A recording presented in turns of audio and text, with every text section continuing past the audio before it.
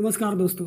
पाकिस्तान के प्रधानमंत्री शहबाज शरीफ अपने पद से इस्तीफा दे रहे हैं और वो यह इस्तीफा दे रहे हैं अपने कार्यकाल, जो प्रधानमंत्री का कार्यकाल पूरा होने से 2 महीना पहले। हालांकि उनका कार्यकाल इसी साल का अक्टूबर में समाप्त हो रहा है, लेकिन वह अगस्त में ही दे रहे हैं और यह कार्यकाल को देखने के लिए एक केयर टेकर करके किसी नेता को लाएंगे प्रधानमंत्री का जो भी कार्यकाल बचा हुआ कार्यकाल देखने के लिए। हालांकि इस बात से तो former prime minister Imran Khan काफ़ी खुशी होंगे। चले हम लोग बात कर लेते हैं कि ये केयर टेकर है क्या, प्रधानमंत्री के लिए जो भी केयर टेकर का उम्मीदवार है वो किस तरह से है और क्या है, केयर टेकर क्यों लाया जा रहा है, इसके बारे में हम लोग बात करेंगे। हालांकि इस बात को करने से पहले एक बात अपने को समझना जरूरी है कि पाकिस्तान का जो संविधान है उस संविधान में एक लॉ है या एक बिंदु या पॉइंट है। उस पॉइंट में यह डिस्कस किया गया है कि कोई भी प्रधानमंत्री का उम्मीदवार नहीं हो सकता है अगर उसके ऊपर किसी भी तरह का आरोप लगा हुआ है। और नवाज शरीफ जब 1985 में पंजाब का सीएम हुआ करते थे, उस समय में जियो करके, अपना वाला जियो नहीं, अपना वाला जियो जो इंडिया में है JIO है, लेकिन वहाँ का क्या है GEO, यानी कि वहाँ का एक काफ़ी फेमस मीडिया चैनल है। नवाज शरीफ पे यह आरोप लगा था कि उन्होंने जब 1985 के समय में पंजाब के सीएम थे, पंजाब मतलब कि पाकिस्तान में भी एक पंजाब है, वहाँ का सीएम थे, तो उन्होंने काफ़ी जो सरकारी ज़मीनें थी वो उनको, जो इसके मालिक जो क्या बोलते हैं, जो जियो का जो जियो मीडिया है ना, इसके मालिक को ऐसे ही फंडिंग कर दिए थे, यानी कि ऐसे ही गिफ्ट में दे दिए थे। और 2016 में विकीलीक्स से एक पनामा पेपर करके एक डॉक्यूमेंट्री लीक हुई थी, जिसमें दुनिया के काफ़ी बड़े बड़े जो नेता थे उनके काले चिट्ठे उजागर हुए थे और इसी के कारण उनको, यानी कि नवाज शरीफ को 7 साल के लिए सजा हुई। लेकिन वो सजा नहीं काटे। क्यों नहीं काटे? क्योंकि उन्होंने क्या किया कि अपने इलाज का बहाना, अपना तबीयत का बहाना देते हुए वो लंदन चले गए उसी समय, यानी कि 2016 के समय वो लंदन चले गए। जब उनको ये सुनाया गया सुप्रीम कोर्ट के माध्यम से कि आपको 7 साल का सजा कटना पड़ेगा, अपने इलाज का बहाना देकर लंदन चले गए और आज भी लंदन में ही है। लेकिन आज का समय ऐसा नहीं है।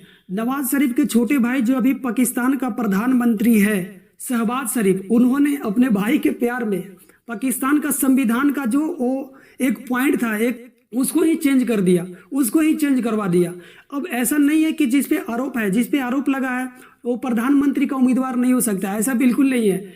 अब क्या है कि उन्होंने वो संविधान में संशोधन करने के बाद ये हुआ, कोई भी प्रधानमंत्री का उम्मीदवार जिस पर कोई आरोप हो वो भी चुनाव लड़ सकता है।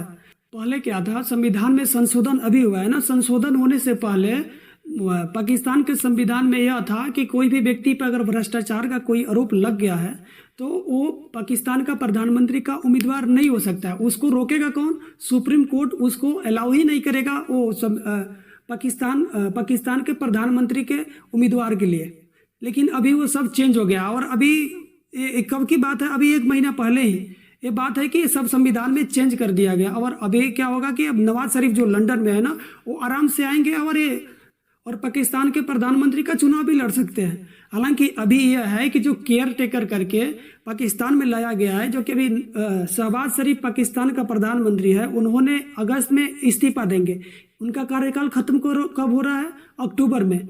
लेकिन अभी क्या, अगस्त में इस्तीफा देंगे और 2 महीनों के लिए केयर टेकर पद के लिए चुनाव होगा। ये चुनाव कैसे होगा? उसमें ये है कि जैसे कि मान लीजिए कि अगर हम लोग के मतलब मुख्य विपक्षी पार्टी कौन है? कांग्रेस है। अभी सत्ता में कौन है? बीजेपी है। तो इसी तरह वहाँ का मान लीजिए कि अगर सत्ता में कौन है? शहबाज शरीफ। तो शहबाज शरीफ अपने पार्टी से किसी नेता को भेजेंगे और मान लीजिए कि मुख्य विपक्षी पार्टी इमरान खान का है तो इमरान खान भी अपने पार्टी की ओर से किसी नेता को भेजेंगे और पाकिस्तान के संसद में ये दोनों में से चुनाव किया जाएगा और जो जीतेगा वो प्रधानमंत्री बनेगा 2 महीनों के लिए ही, क्योंकि अक्टूबर में कार्यकाल समाप्त हो रहा है और अक्टूबर में अपना चुनाव जो नॉर्मल ढंग से जो चुनाव होता है उस तरह से चुनाव होगा। अब काफ़ी लोग ये पूछेंगे, अरे भाई पाकिस्तान के लिए पैसा कहाँ से आ गया कि अब वो चुनाव करने लगे? अभी तो जून में मार्च में ये चल रहा था कि पाकिस्तान बोल रहा था कि हमारे पास इलेक्शन करने के लिए पैसा नहीं है। तो ऐसा कुछ बात नहीं है भाई, अभी पाकिस्तान के लिए पैसा का जुगाड़ हो गया है। IMF ने पैसा दिया है, सऊदी अरबिया ने पैसा दिया है और दुबई ने भी पैसा दिया है। और ये पैसा मिला कैसे? तो भाई यहाँ पे अपने को जियो पॉलिटिक्स समझने की जरूरत पड़ेगी। अभी हाल ही में नाटो संगठन का एक बैठक हुआ था, अभी इसी मंथ का 11-12 तारीख को, और उसमें बैठक में ये निष्कर्ष निकाला गया कि यूक्रेन का समर्थन किया जाएगा। देखो भाई, बात को थोड़ा सा समझो। यूक्रेन का नाटो का बैठक होता है 11-12 तारीख को, और उसमें ये निकलता है कि हमको यूक्रेन का समर्थन करना है, यूक्रेन का साथ देना है। अभी हाल ही में चल रहा है ना, रशिया और यूक्रेन का वार चल रहा है, तो उसमें नाटो का संगठन क्या निष्कर्ष निकला कि अपने को यूक्रेन का समर्थन करना है।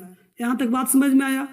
जब यूक्रेन का समर्थन करना है, यूक्रेन के पास ये बात पहुंचा, तो उसी दिन यूक्रेन का विदेश मंत्री पाकिस्तान आने के लिए टिकट बुक कर लिया। अरे भाई, ये क्या बात हुआ? वो यूक्रेन का समर्थन कर रहे हैं तो यहाँ का विदेश मंत्री पाकिस्तान क्यों जाएगा? सुनो सुनो, 1 मिनट और दो। क्योंकि नाटो का इधर से आया कि हमको यूक्रेन का समर्थन करना है, और यूक्रेन का जो विदेश मंत्री पाकिस्तान जा रहा है। क्यों जा रहा है? क्योंकि पाकिस्तान से उसको हथियार चाहिए, और वेपन हथियार देगा कौन? पाकिस्तान। पाकिस्तान क्यों देने लगा भाई वेपन हथियार? क्योंकि पाकिस्तान को चाहिए कर्जा। यहाँ तक बात मिलाओ, नाटो, यूक्रेन, पाकिस्तान देगा वेपन। क्यों देगा? क्योंकि पाकिस्तान को चाहिए कर्जा, क्योंकि ऐसे ही पाकिस्तान भुखमरी का शिकार है। ये मैं नहीं बोल रहा हूँ, एक न्यूज़पेपर, काफी सम्मानित न्यूज़पेपर बोल रहा है। और कर्जा दे कौन रहा है? अमेरिका डायरेक्टली अमेरिका दे नहीं रहा है, IMF दे रहा है, दुबई दे रहा है, और सऊदी अरबिया दे रहा है।